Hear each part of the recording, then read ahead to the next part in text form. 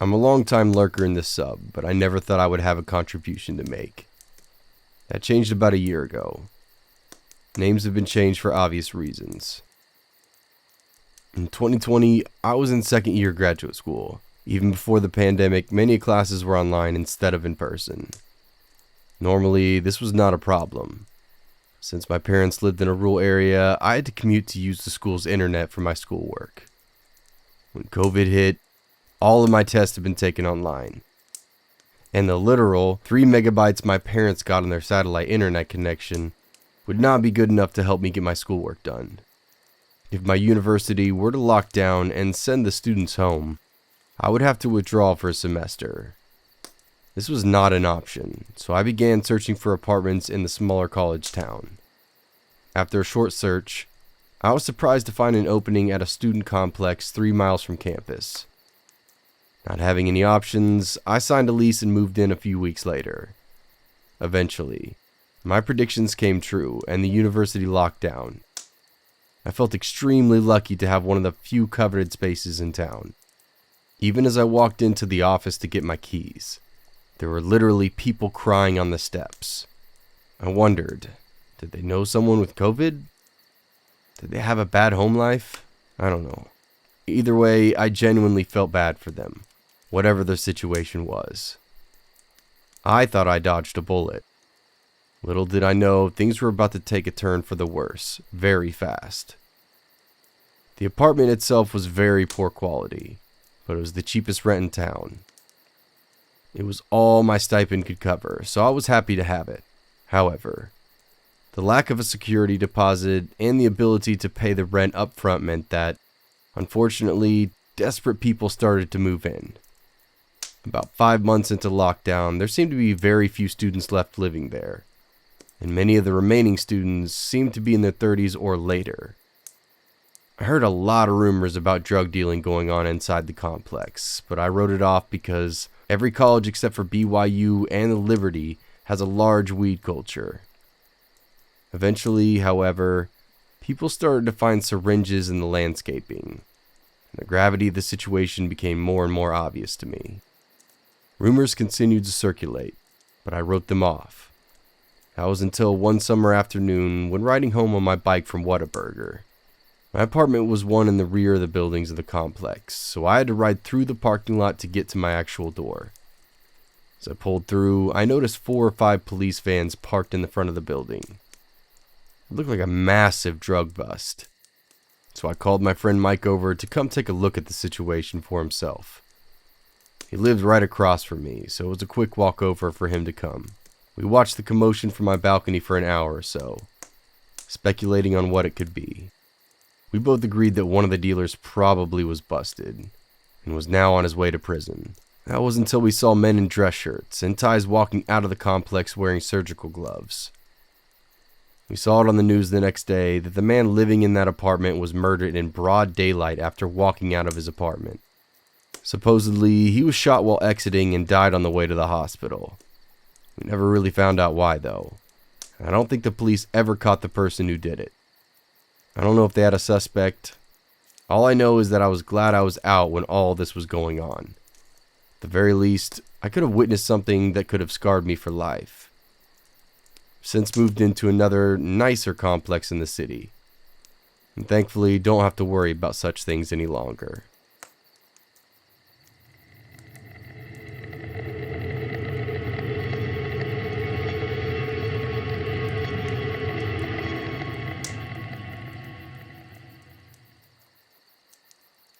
When I was a kid growing up in a very small town in the 80s and 90s, my parents often left me and my little sister home alone for hours at a time to run errands. My mom had 2 brothers, and we lived in the same town as one of her brothers and his family. Being a close-knit family, my cousins and I were always at each other's houses.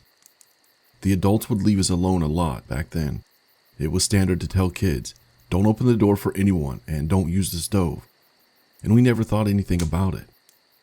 After my parents divorced, it happened more often as both parents worked different shifts at their jobs. My sister and I lived in town, and my cousins and grandma lived outside of town, with only a few neighbors nearby, so my sister and I got the best of both worlds. city kids and country kids. Because we lived in such a small community, everyone knew everyone else. And I think we all felt perfectly safe that nothing bad would ever happen. And if it did, our neighbors would help us. Around the time I was 8 or 9 years old, I began to get strange phone calls. It would be a man's voice on the phone. And these calls would almost always come when I was home alone. This person would tell me they could see me, that they knew I was alone, and that they were coming to get me. When I'd get these calls, I'd usually just hang up without saying anything. Of course, it terrified me, but I was too scared to tell my parents. I was scared by the calls, but I also liked getting to stay home alone. Being left to take care of my sister made me feel grown, and I didn't want my parents to stop leaving me in charge. Stupidly, I kept the calls to myself. One day while my dad was at work, my cousin, who was a year older than me, was at my house. We were watching TV and playing when the phone rang. She answered it, and her face went pale. She hung up and started crying. I immediately asked her what was wrong, and she shook her head, saying, "I can't tell you."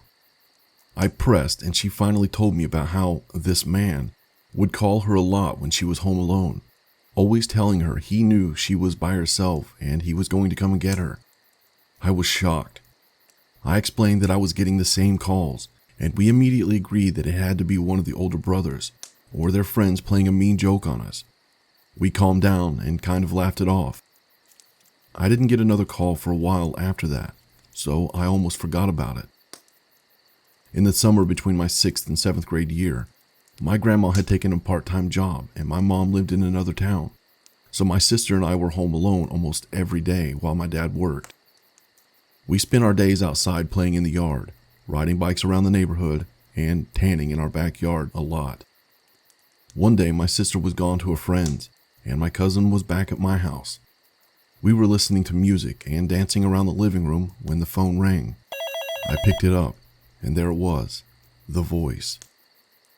At this point, I was 12 years old, and I had developed a little bit of an attitude. When the man told me he knew we were home alone, I laughed and said, "Liar." He waited a moment and said, "I can prove that I know you're alone." I laughed again, a little more nervously this time, and said, "Oh yeah? Then do it." His response was, "I love that little yellow tank top you're wearing today." By this time, my cousin had turned off the music and was watching me, so she knew when the color drained out of my face. I was freaking out. I had just gotten a new outfit and was wearing it, a yellow tank top and jean shorts with matching yellow and pink patches. I yelled, "Leave us alone," and slammed the phone down, my heart racing. I started crying and told my cousin it was him. He knows we're here by ourselves. I ran over to shut the living room curtains, and my cousin said, "I think we should probably call somebody." I agreed, but instead of calling the police, she picked up the phone and tried to call her mom at work. We got no answer. I called my dad's work and left a message with the gate guard to have him call me. As we were debating what to do next, I heard the gravel in our driveway crunch under the wheels of a vehicle. I ran to the window and peeked outside to see a small red car sitting in the driveway. I didn't recognize the car, and I didn't recognize the man and woman sitting inside. In our tiny little town, even if I didn't know someone's name, I'd surely know their face, but I didn't know either one of them. I was froze with fear as I watched them talk to each other, and my cousin ran to lock the back door.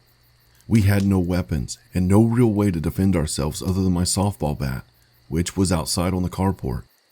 As my cousin came back into the room, she hissed, "We have to hide." My cousin hid in the small space between the tall bookshelf and the wall. I threw myself behind our recliner, which faced the window.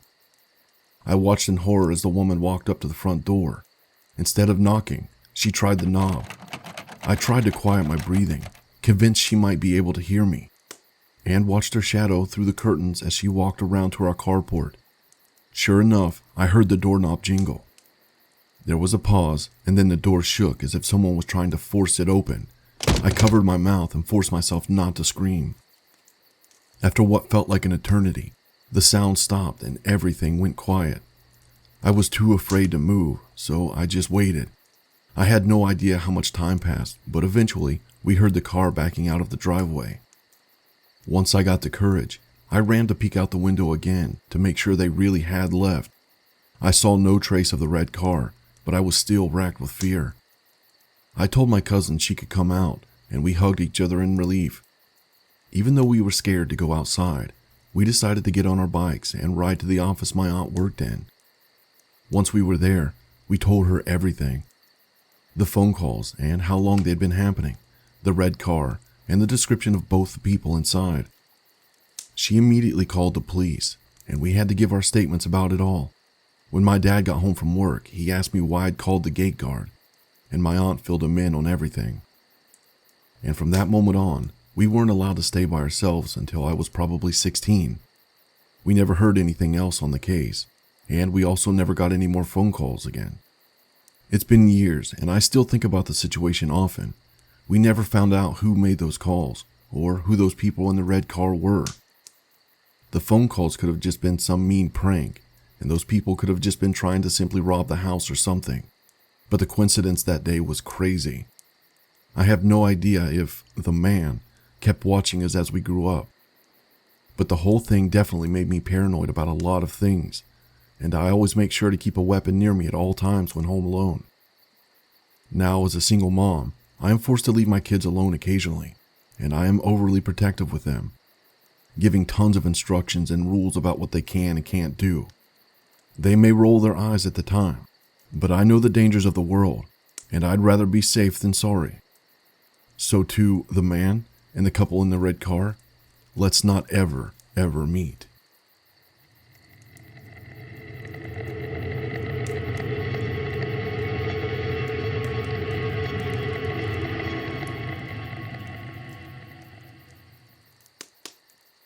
Been living next door to this guy for around 10 years now. He's a single man and 60 years old. At first, he seemed way too involved and overbearing, and needed to control everything we did in our yard, such as what we planted and where we planted it. I couldn't do squat without him coming over to tell us what we should be doing instead. Most of the time, we just went with it to appease him. But after a couple of years, we decided to make the yard the way we wanted it, instead of trying to just make him happy. That's when all hell started to break loose. I'll call him Steve, started texting and calling and emailing daily directly to me to do all sorts of things. Take a picture, run it up to the drugstore to print it out for him. Always 2 copies. Example of such task would be to run over to his house and take a before picture of a plant or bush, and then take an after picture after he had pruned it just ever so slightly. Why he wants or needs 2 copies of this is a creepy mystery. Then he'd send me a picture of a random old clock he saw in a picture, and would want me to locate the clock. Needle in a haystack type of task, to say the least. Then would want us to purchase it for him. He'd pay me back. I also had to go into his house and print out random files for him all the time, because he said he couldn't figure it out. Every single time I showed him how to do it and even sent him instructional videos, but he never stopped needed help for it. All sorts of random stuff, non-stop, all day long. Again, I did all this just to keep him appeased, because he's creepy as fuck. But soon, it got really overwhelming. And if I didn't respond or run over there to help him immediately, he would blow my phone up, or come looking for me and accusing me of hiding from him. He would see that I would be leaving, and he'd run over and stand in front of my car just to make sure I helped him first. I started leaving the house just to breathe a little bit, and get away from him. He would then bug me, asking me when I was going to come back. When I would get back, even if I tried to be sneaky about my return, he'd text me and say, "I saw you got home," telling me I needed to go help him at that time.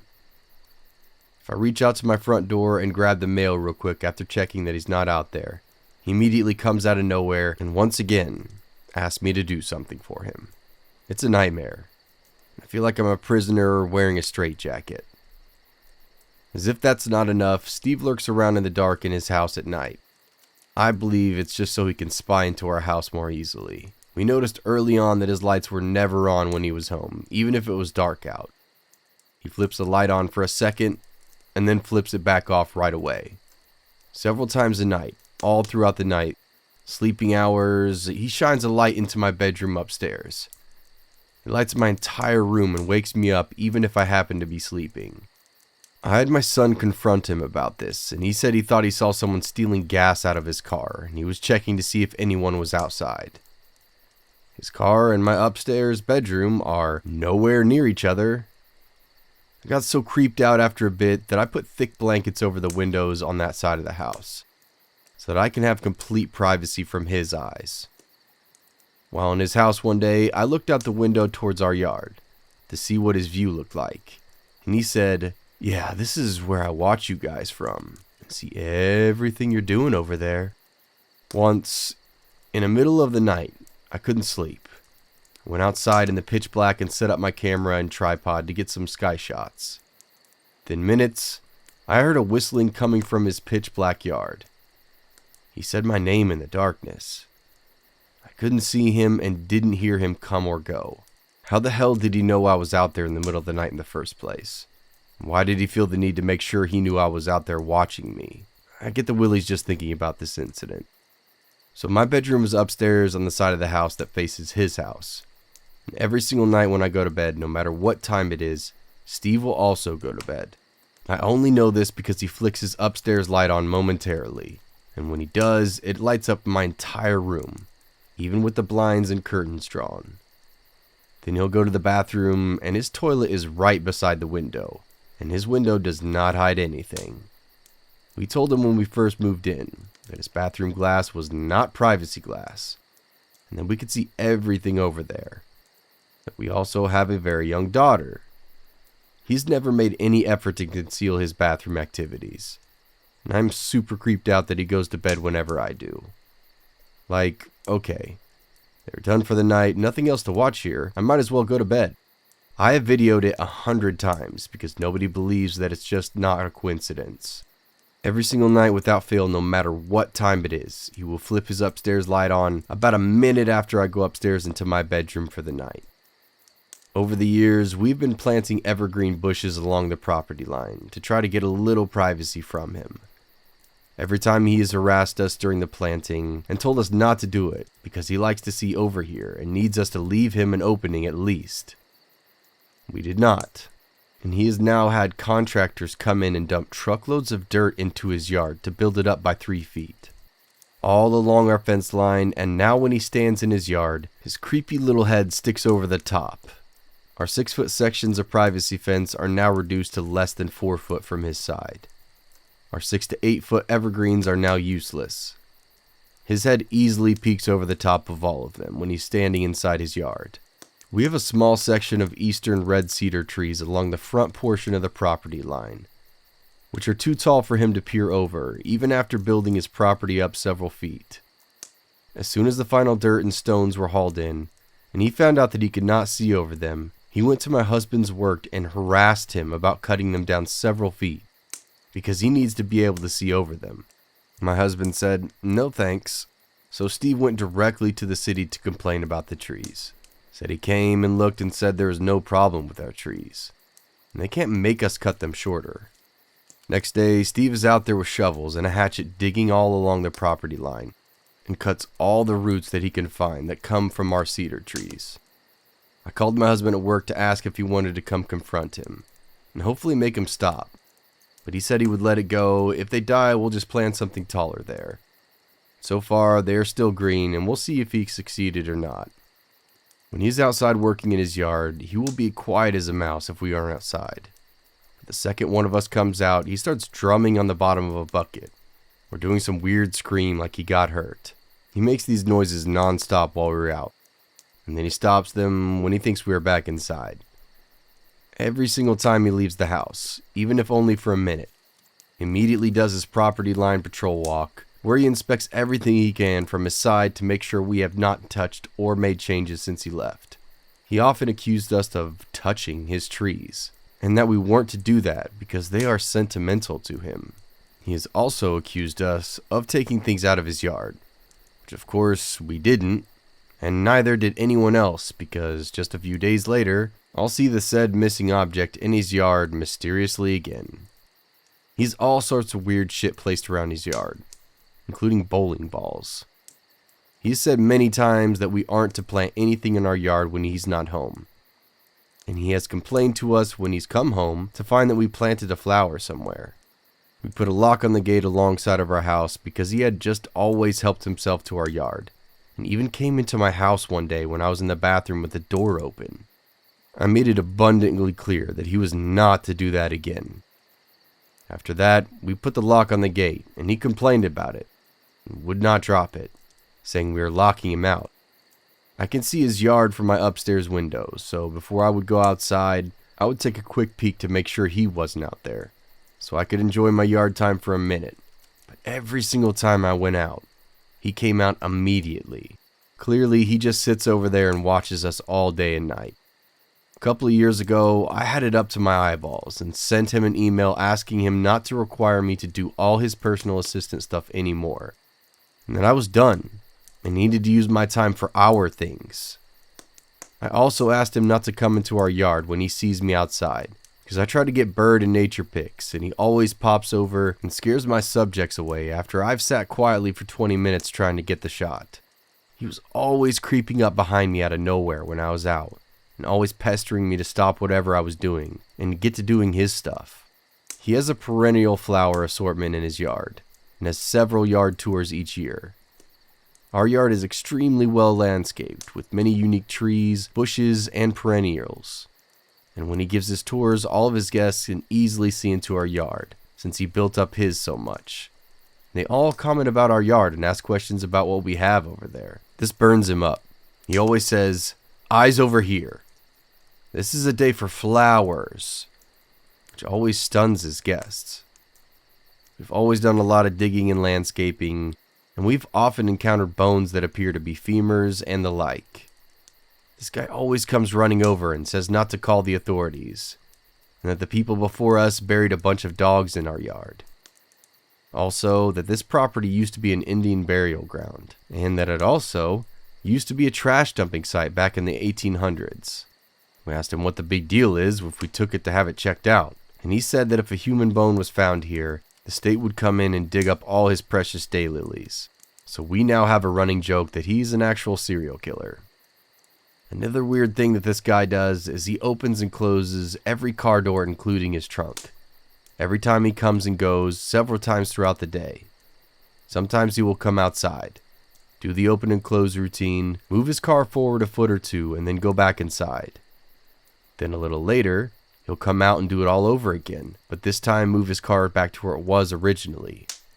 His driveway is right beside my office/computer window, so I can see him coming, going, hearing all the openings and closings of doors and trunks all day before we put the privacy evergreens there. Always opens up his passenger door to place any tiny object that he's taking with him, such as an envelope on the passenger seat instead of just putting it over there after getting in his driver's side. Oftentimes, he will put said small object into the trunk instead. He often returns home, opens up the trunk to pull out the tiniest thing. He will lock the doors and take his small items inside, and come back out a minute or two later and open and close all the doors again, and then retrieve one more small item. He will do this routine and retrieve his items one at a time until he's finished. It's such a distracting noise, hearing 100 car doors opening up and closing all day long. It makes absolutely no sense, and I wonder if he's doing it just because he's nuts, or if he's trying to irritate and distract me, or maybe just get my attention. Either way, I have no idea. One day he came to my front door with the high-end Nikon camera and a user manual and instructed me to go ahead and read the manual and learn how to use the camera so that I could show him how to use it. At that point, I had seriously had about enough of him and told him he can read, and he can go through the manual and learn it for himself. That would have taken me many hours to do, and he did not appreciate that at all. Another time he showed up and dropped off an antique slide viewer that was broken and instructed me to take it apart and fix it, and that he needed it by a said date a couple of weeks later. I returned it to him a few days later and said I am not any sort of technician and I cannot fix it. A few days later he brought it back again and told me I didn't try hard enough and that I was to fix it for real this time. I held on to it for a few months and then returned it saying I tried, but but I cannot fix it. As of now, I have not had to look at that dang thing again. We had a windstorm a few months ago, and a small tree limb off of our one large pine tree broke and fell into his yard. The limb happened to hang slightly into his yard while it was attached. So in his mind, it was his limb, and we weren't to touch it. He came stomping over here, complaining that we cut the branch. He was livid and wouldn't drop it. We told him we didn't touch it, and the wind broke it, and he would not drop it. It's our tree, though. We can cut it if we want anyway. I have a million stories to tell about this guy, but I doubt many people get this far into the story as it is. It did feel nice to vent at least. Thanks for reading and allowing me to vent. Edit. After getting hundreds and hundreds of comments about why I'm still allowing this behavior, I need to clarify that a couple of weeks ago, when I told him I wasn't going to do any more of his assistant stuff, and told him not to come over here anymore, he's not come over except for once, and I just shook my head, came back inside without saying a word. He did leave, and he has not come back. He has gone to my husband's work a couple of times, though. He's not called or texted or emailed either. That part seems to be over, thankfully. We still have to deal with other things, but I mainly just wanted to see if this was as bad as I thought it was, or maybe I'm just too sensitive. Most people have been helpful and supportive and have made very helpful suggestions, which I'm thankful for. As for the 3 to 4 bones we found while digging many tree holes over the years, they could be all kinds of animals, including small barnyard animals that people around here used to have running in their yards. We didn't take it very seriously, but it's still creepy, especially after what he had said. He's just so weird in so many ways and said odd things all the time. I don't think we really think he's a killer. It's more of a running joke. Thanks for reading.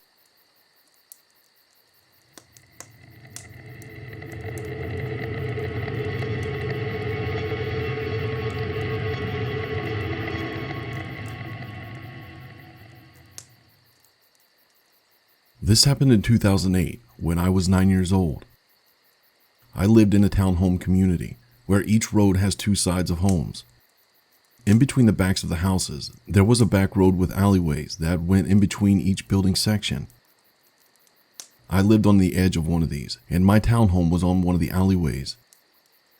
I lived on one street, and across the back road on the opposite side lived an elderly woman whose name I don't even know. I'm not sure what her situation was, but for whatever reason, she liked me specifically. She was creepy and spray painted all over her windows so no one could see in her house. However, that never stopped her from sometimes staring out her window directly at mine and keeping it open at night to shine a red strobe light into my room across the way. She used to yell how she hated us. I was in the 4th grade, and on a particular January morning, I had unfortunately missed the bus. My dad sent me outside to get in the car so he could drive me, and he said he'd follow me out soon after. As I was walking to my dad's car, she came out of the alleyway next to my house, slowly, with a gigantic kitchen knife behind her back. She raised it and started running after me. I was faster than her, so I was able to avoid her and was able to get into the house. She walked and stood on the neighbor's porch across the way and stared at my house. I was terrified. My dad ran out and yelled at her, and she said she wanted to get rid of us stupid kids. My parents called the police, but the police sent her home and had an ambulance pick her up later. My parents went to some sort of court meeting about it, but I don't really know the details. I didn't see her again after that, until 1 year later.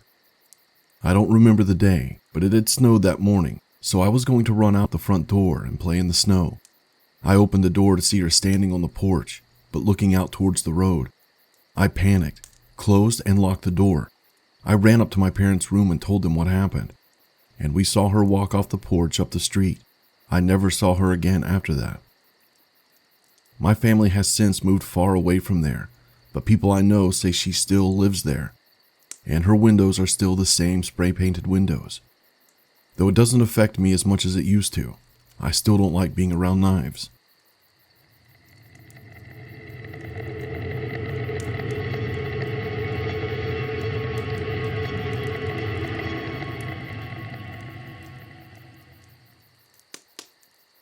First post, longtime lurker. and I'm on mobile, so sorry for any formatting stuff. When I was a kid, I'd say around 8-ish, I lived in kind of a sketchy neighborhood. A lot of the houses were trailers perched on top of hollow concrete foundations, and any real houses were in need of some fixing up. One day, a neighbor moved in. She was a couple years younger than me, and I'll call her Ellen for privacy's sake. She was always joining in on whatever I was doing, and coming over to see if I was there with no warning. There weren't too many nice kids in the neighborhood, so I understood where she was coming from to an extent. Except she didn't have the same idea of fun. A lot of my memories from that time are a little fuzzy, but here's what I remember. Ellen was very aggressive. She'd get angry if I told her no, and almost every time I went to her house, I could hear her screaming at her parents, and later, her dog. She was always very loud in general, and seemed to enjoy making me flinch. I've never been a fan of loud voices when they're unneeded. I would also find things missing from my room, only to see them in hers. Things like friendship bracelets, stones I'd found, and small toys.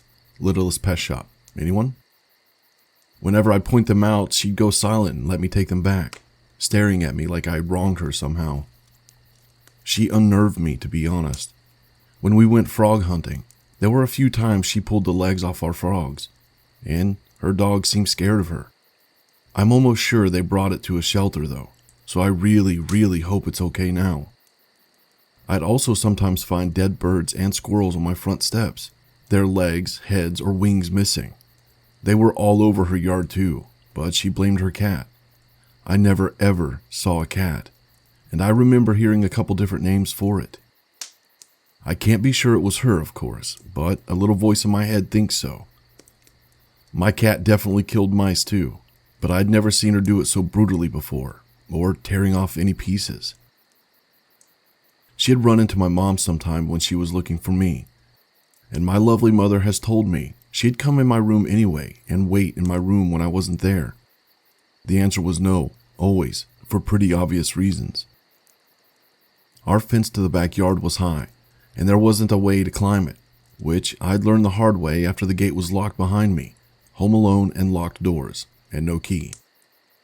It was about 6 feet, nice, new wood, with the latch only on the backyard side. Our trash and recycling bins were about 10 to 15 feet away, by our front shed. We started finding them right against the fence, and eventually my mom caught Ellen peeking over the fence when she was out back cleaning our little pool. I also found Ellen lurking by the fence coming home from school one day, when she was supposed to be sick. I always just got a horrible feeling being around her, like if I did something wrong, or mentioned what I'd caught her doing, something bad would happen to me. We moved away about 1.5 years after she moved in, I think. I have no idea what's up with her now. I haven't thought about Ellen in years, but driving past the old neighborhood a while ago, it all came back. I've got plenty of other stories to share, though Ellen won't make an appearance. Feel free to ask me any questions. My apologies for any weird phrasing. Thanks.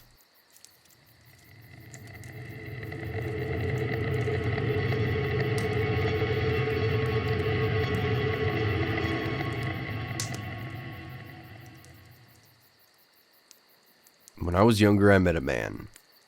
He was my brother's friend, and he started living with us after his parents had done some despicable things, and he was left practically alone, and a minor, still attending school.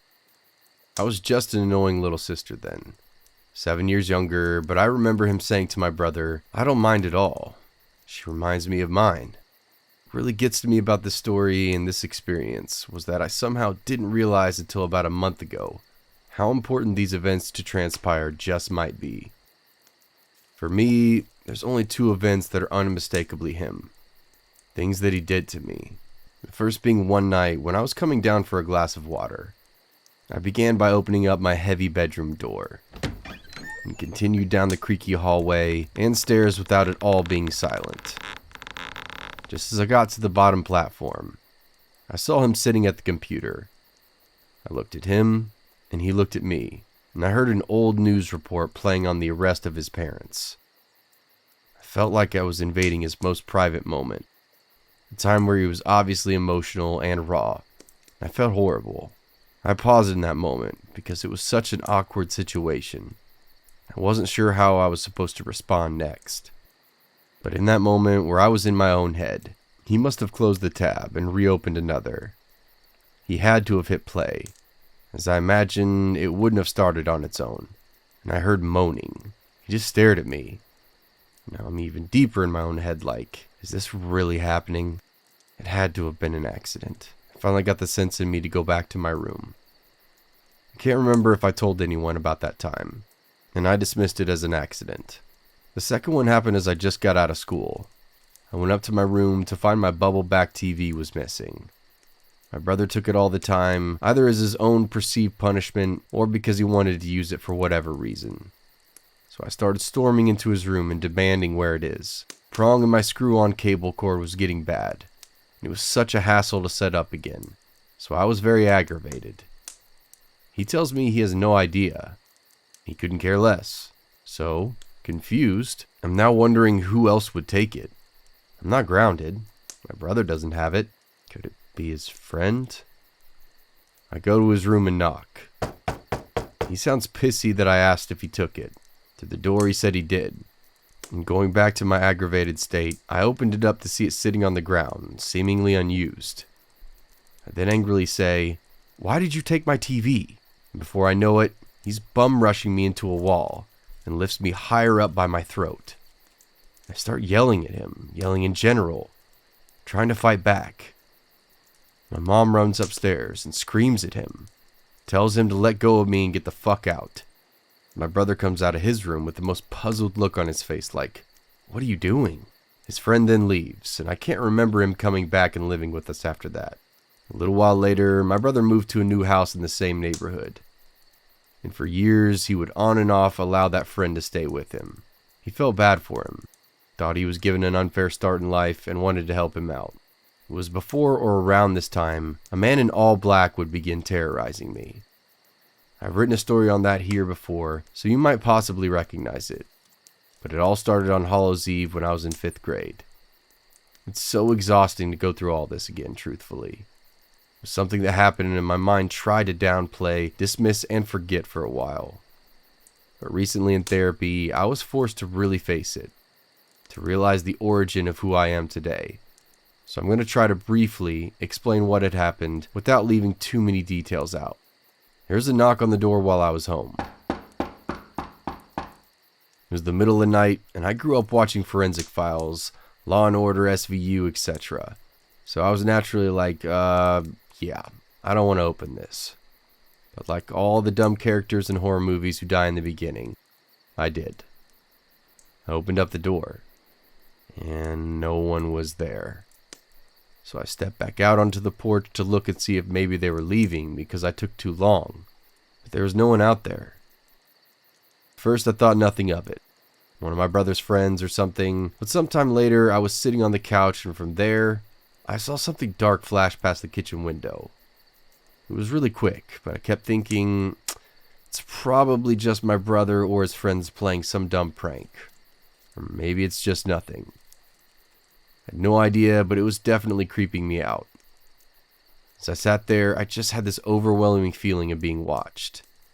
My senses were telling me something was off. But that didn't prepare me for when I looked up, and amidst the slight glow of the backyard, I saw the outline of a man in black standing next to the window. In the case of fight, flight, or freeze, or fawn, I froze. That was when I watched as he lightly knocked on the window, did a close finger wave like you would to a child. He then just disappears not long after. To summarize what happened when my family came home, it wasn't my brother, and they were more than convinced it was a prank. There are more details surrounding these important events, and from what had transpired between them in my previously written story, but what really matters is that it never stopped after that. Anytime I was home alone or it was late at night, he was there, dressed entirely head to toe in black. So I've never been sure of his age, race, or anything. There were phone calls that started at some point, but they would only be silence or a quick breath. And even though I lived in a house of people, it seemed that it only happened to me. My mom had picked up the silent phone calls, but they, or she would hang up quickly, and she assumed nothing of it. The next real event that happened, again, I was home alone. And it was a Friday, and I remember because my friends were at a school football game that I didn't have a ride for. Around that time, things had kind of slowed down with the man. It seemed like he was coming around and just staring at the back of my house from the backyard far less often. So I was actually feeling pretty relaxed at the time, considering everything.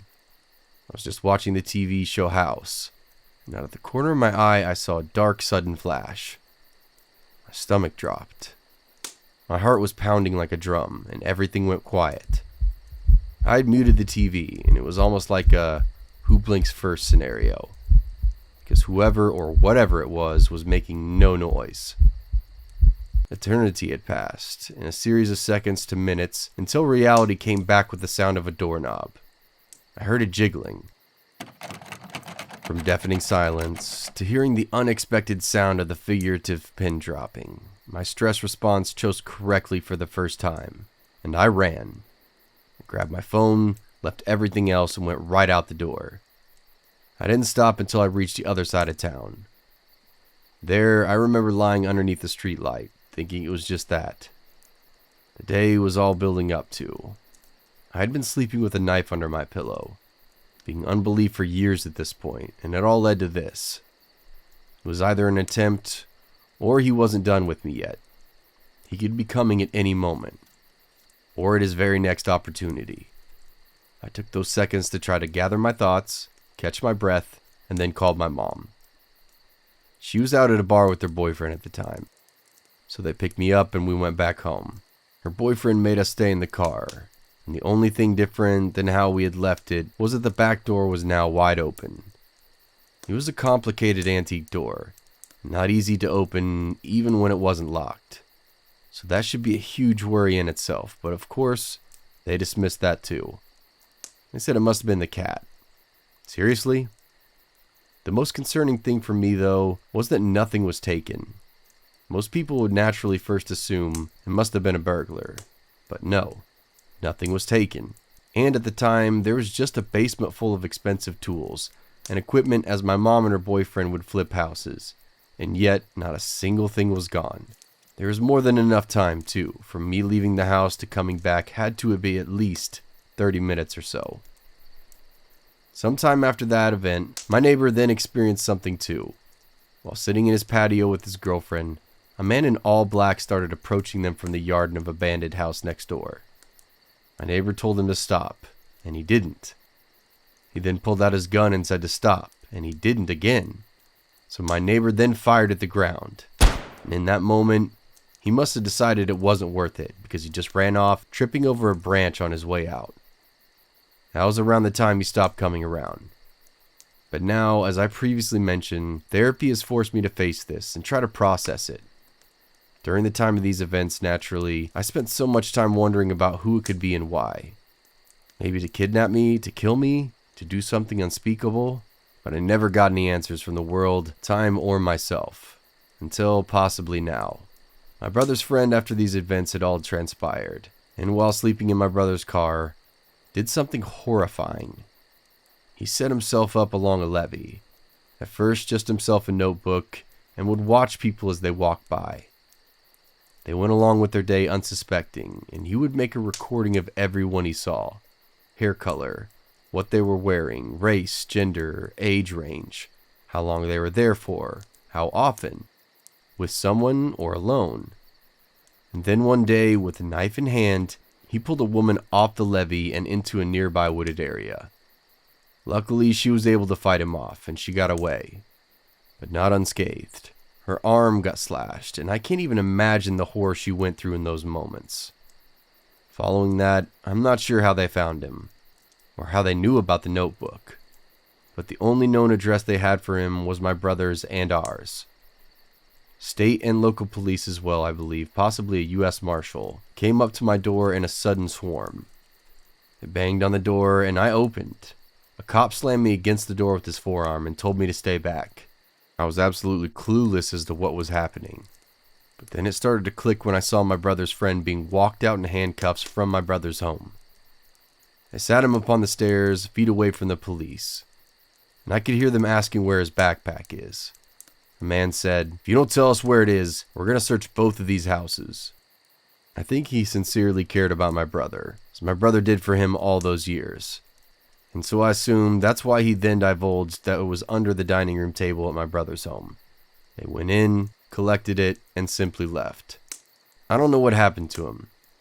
But now years later, I wonder if everything that happened to me was because of him. The way he wrote down those people's every movement terrified me. It almost solidifies in a way my suspicion. What if the only reason he knew when I was truly home alone, our routines, was because he had me in that notebook too?